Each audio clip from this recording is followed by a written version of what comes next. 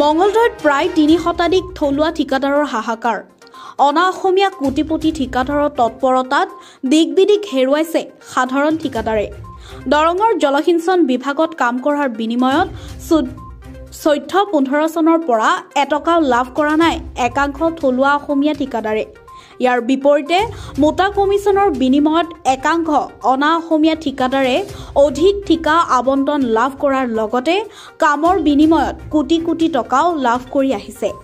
দৰং জিলা জলসিঞ্চন বিভাগৰ কাৰ্যবাহী অভিযন্তাৰ কাৰ্যালয়ত উপস্থিত হৈ একাংশ থলুৱা ঠিকাদাৰৰ এই অভিযোগ। মন্ত্ৰী অশোক সিংহালৰ ওপৰতো খং এইসকল ঠিকাদাৰৰ। সৰু সৰু কাম কৰি ঘৰ চলাই থকা ঠিকাদাৰসকলক ভাত নামাৰিবলৈ কাটৰ অনুৰোধ জনালে ঠিকাদাৰসকলে। AIBP স্কিমৰ আণ্ডাৰত বহু ঠিকাদাৰ জড়িত হৈ আছে। কিছু ডাঙৰ ডাঙৰ ঠিকাদাৰে তেওঁলোকে ওপৰ লেভেলত গৈ পেলাই কি মেনেজ কৰি পেলাই টকাবিলাক আনে আমি এতিয়ালৈকে ধৰিব পৰা নাই। তেওঁলোকে বহু কোটি কোটি টকাৰ কাম লৈছে আৰু তেওঁলোকৰ পইচাখিনি সম্পূৰ্ণভাৱে আদায় হৈ আছে। কিন্তু আমাৰ থলুৱা যিখিনি ঠিকাদাৰ আছে সৰু 1.5-2 লাখ 3 লাখ টকীয়া তেওঁলোকৰ পইচাটো কোনো পধ্যেই আহি নাপায়। তেওঁলোকে বিল নাপায়। তেওঁলোকে চলিব কেনেকৈ? আজিৰ তাৰিখত টেণ্ডাৰ মাৰিব নোৱাৰে। আমাৰ থলুৱা ঠিকাদাৰে টেণ্ডাৰ মাৰিব নোৱাৰে। যিকোনো ক্ষেত্ৰতে তেওঁলোকে বহুত বস্তু বিচাৰে যিটো আমাৰ অসমীয়া ল'ৰা ছোৱালীবিলাকে আগুৱাই যাব নোৱাৰে। যিখিনি বস্তু প্ৰয়োজন সেইখিনি নাই আমাৰ থলুৱা ঠিকাদাৰৰ। আৰু যিকেইবাৰ পইচা আহিছে গোটেইখিনি পইচা তেওঁলোকেই লৈ গৈছে। গোটেইখিনি ডাঙৰ ডাঙৰ ঠিকাদাৰ অশোক বাজাজ, দীপক বসুৱা আৰু জৈন এই তেওঁলোক মাৰোৱাৰী সন্থাই সম্পূৰ্ণ পইচা লৈ গৈ আছে। কিন্তু আমাৰ অসমীয়া এই থলুৱা ঠিকাদাৰখিনিয়ে কি কৰিব? কেনেকৈ জীয়াই থাকিব? যিখিনি পইচা এই 3 লাখ 2.5 লাখ টকাৰে তেওঁলোকে লৈ পেলাই বেলেগ কিবা এটাও কৰিব পাৰিলে হয়। কিন্তু আজি যি পইচা আহে সম্পূৰ্ণখিনি তেওঁলোককে দি পেলাই থলুৱাখিনিক মৰাৰ বাহিৰে আৰু বেলেগ লাইন একো কৰি দিয়া নাই। আমি 14-15 পৰা আমি পইচা পোৱা নাই। তেনেকুৱা দৰঙত বহুত ঠিকাদাৰ আছে, বহুত কোটি টকা পাবলৈ আছে সৰু ঠিকাদাৰবিলাকে। কিন্তু আহি পেলাই তেওঁলোকে একো উহাদিহে একোই নাপায়। চিফ ইঞ্জিনিয়াৰ অফিচত গ'লে চিফ ইঞ্জিনিয়াৰে ক'ব গভমেণ্টে যি অৰ্ডাৰ দিয়ে তাকেই হ'ব। কিন্তু গভমেণ্ট কোন, কেনেকুৱা বস্তু আমিতো আজিলৈকে দেখা নাই। কাক কয়? কোনে দিয়ে সেইটো অৰ্ডাৰ? যে অসমীয়া থলুৱা ঠিকাদাৰক মাৰোৱাৰী গোষ্ঠীক ৰজা কৰিবলৈ কোনে দিয়ে সেইখিনি?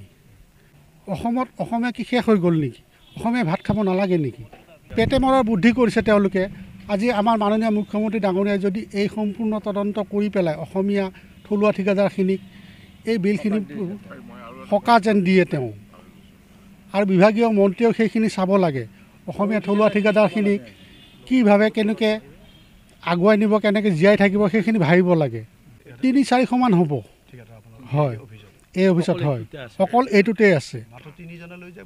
মাত্ৰ 3জনে লৈ যায়, 2-3জনে লৈ যায়। আৰু তেওঁলোকে হোৱাকৈ আকৌ কৰে, কেনেকৈ চেংচন হয় আমি নাজানো। এতিয়া মুখ্যমন্ত্ৰী ডাঙৰীয়াৰ ওচৰলৈ এইটোৱে অনুৰোধ যে অসমীয়া থলুৱা ঠিকাদাৰখিনিক এই পাবলগীয়া ধনখিনি পোৱাৰ ক্ষেত্ৰত যেন সহায় কৰে। আমি আমি গোটেই স্থানীয় কণ্ট্ৰেক্টৰ এইবিলাক আমি গোটেইকেইটা ইৰিগেশ্যনৰে কণ্ট্ৰেক্টৰ। ইৰিগেশ্যনত আমি ধৰক আজি বহু বছৰ ধৰি কাম কৰিয়ে আছোঁ। মাজতে 16 চনৰ পৰা আৰু আমি কাম কৰিব পৰা নাই, কাৰণ ডাঙৰ ডাঙৰ পেকেজ হৈ আছে যিবিলাকত আমি টেণ্ডাৰেই দিব নোৱাৰোঁ। এতিয়া খালি আমি যিবিলাক কাম কৰি আছোঁ, গতিকে AIBP স্কিমৰ পইচা আহি আছে মাজতে, তাতে ৰিন'ভেশ্যন কৰি আমাৰ ডাঙৰ মানুহ মানে কণ্ট্ৰেক্টৰ কেইজনমানে তাতে কাম কৰি আছে। তাতে সেই স্কিমবিলাকতে কেনেকৈ তেওঁলোকে ৰিন'ভেশ্যন কৰে সেইটোও বুজি নাপাওঁ। কৰি পেলাই কোটি কোটি টকা লৈ যায় আছে। কিন্তু আমাৰ অলপ পইচা, যিবিলাক পইচা আমাক এতিয়ালৈ দিয়া নাই। মাজতে পাৰ্ট পে'মেণ্ট হৈছিল 16 চনলৈ, তাৰপিছত আৰু পাৰ্ট পে'মেণ্টো কৰা নাই, পইচাই দিয়া নাই। খালি আমাক কয় যে ওপৰৰ পৰা এই চিলিঙত এই নাম লিখি আহিছে, গতিকে আমি দিব নোৱাৰোঁ। গতিকে সেইটো কি ব্যৱস্থা কৰে? এতিয়া চিফ ইঞ্জিনিয়াৰ তাতেও গ'লোঁ, চিফ ইঞ্জিনিয়াৰে কয় যে আপোনালোকক এইবাৰ দিম, কিন্তু এতিয়ালৈতো আমাৰ পইচা নাহেই দেখোন। এতিয়া আমি কেনেকৈ চলোঁ? সেইটোৰ কাৰণে আপোনালোকক এতিয়া অনুৰোধ কৰিছোঁ, আপোনালোকে কি আমাক সহায় কৰি দিয়া। আৰু আমাৰ যিটো মই বেগাৰত কাম কৰা দেই, বেগাৰ আমাৰ কেনেলবিলাক তাৰমানে সেইটো 8ৰ কেনেল আছিল। আমি 8ৰ কেনেলবিলাক আমি প্ৰথমতে ক্লিয়াৰ কৰিলোঁ 16 চনত। তাৰে পিছত তাতে আপোনাৰ CC কেনেলৰ কাৰণে ঠিকাদাৰ আকৌ বেলেগকৈ আহিল। আহোঁতে সেই ঠিকাদাৰজনে আকৌ ধৰক বেলেগো কাম কৰিছে। কিন্তু এই আমি যিবিলাক 8ৰ কাম কৰিলোঁ কেনেলৰ, সেই কণ্ট্ৰেক্টৰখিনিয়ে আজিলৈ পইচা পোৱা নাই। কিন্তু পিছত অহা যিবিলাক এই আপোনাৰ অশোক বাজাজ হওক এনেকৈ আৰু যিবিলাক আহিছে তেওঁলোকে কিন্তু পইচাটো কোটি কোটি টকা লৈ যাই আছে। আমি বিচাৰিছোঁ যে আমিও যাতে পইচাটো পাওঁ, পইচাটো পাব লাগে। কেনেকৈ পাওঁ ধৰক এতিয়া অফিচিয়েলিতো আমি পোৱাই নাই, একো সঁহাৰিয়ে নাপাওঁ। গতিকে আপোনালোকক সেইকাৰণেই জনাব বিচাৰিছোঁ আপোনালোকে আমাক কি সহায় কৰি দিয়া। আলোচনা কৰিছোঁ, তেখেতেও কৈছে বাৰু মই কি পাৰোঁ চেষ্টা কৰোঁ দিয়াৰ কাৰণে, কিন্তু তেখেতে নিগেটিভ কৰা নাই। কিন্তু তেখেতে এতিয়ালৈ কি কাৰণত তেখেতে পৰা নাই সেইটো আৰু আমি নাজানো। সেইটোতো ওপৰৰ পৰা আহে তেওঁলোকৰ লিষ্ট কৰি পেলাই। এতিয়া ধৰক চিফ ইঞ্জিনিয়াৰ তাতে গ'লোঁ, চিফ ইঞ্জিনিয়াৰ আমাক দিম বুলি কয়, কিন্তু আকৌ চিফৰ পৰাই আহে সেই বস্তুটো। ক'ত কি হৈ আছে আৰু এইবিলাক আৰু ইমান ভূ নাপাওঁ আৰু। হয়, বিভাগীয় মন্ত্ৰীক আমি অনুৰোধ জনাওঁ, মুখ্যমন্ত্ৰীক আমি অনুৰোধ জনাওঁ যাতে আমাৰ সৰু কণ্ট্ৰেক্টৰখিনিক তেওঁলোকে পইচাটো দিয়াৰ যাতে ব্যৱস্থা কৰে। মৰি গৈছে AIBB স্কিমত CM দত্ত চলি আছে, ধোনী চলি আছে, বেগা চলি আছে। এইবোৰ স্কিমত আমাৰ সৰু সৰু থলুৱা ঠিকাদাৰ কিছুমানেও কাম পাইছে, কেনেলৰ কাম পাইছে, CC ৱৰ্কৰ কাম পাইছে, হেৰি পাইছে। মঙলদৈৰ কথা আমাৰ সৰু সৰু ঠিকাদাৰ যিবোৰে 2.5 লাখ 1.5 লাখ টকাৰ কাম পাইছে।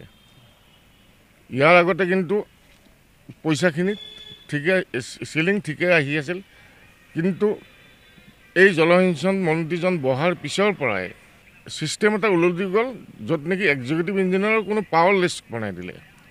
গতিকে এই ছিষ্টেমটো কিহৰ কাৰণে হ'ল?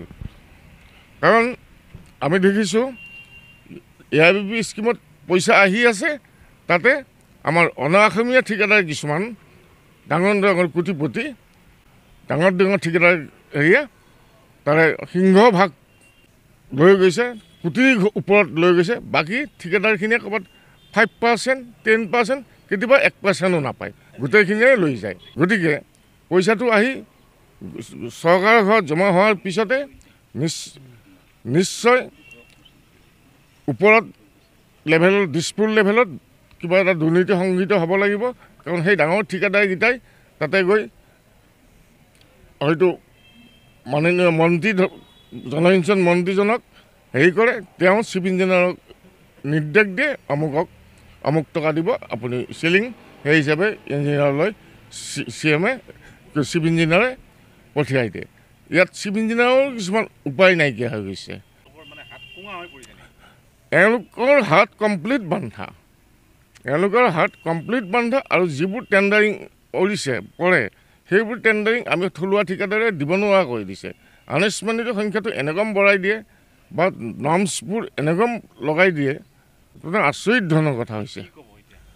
এতিয়া উপায় নাইকিয়া হৈছে আমাৰ এই থলুৱা, আমাৰ অসমীয়া থলুৱা ঠিকাদাৰবোৰৰ, যিবোৰে নেকি আমি সুতত পইচা আনি পেলাই কাম কৰিছিলোঁ। এতিয়া আমি কি কৰিম? আমি সেয়েহে মাননীয় জলসিঞ্চন মন্ত্ৰী আৰু অসমৰ মাননীয় মুখ্যমন্ত্ৰীদেৱক অনুৰোধ জনাইছোঁ, অতি শীঘ্ৰে এই বিষয়ে তদন্ত কৰি ছিষ্টেমটো বদলাই দি আমাৰ থলুৱা অসমীয়াখিনিক, ঠিকাদাৰখিনিক জীয়াই থাকিবলৈ সুবিধা দিয়ে।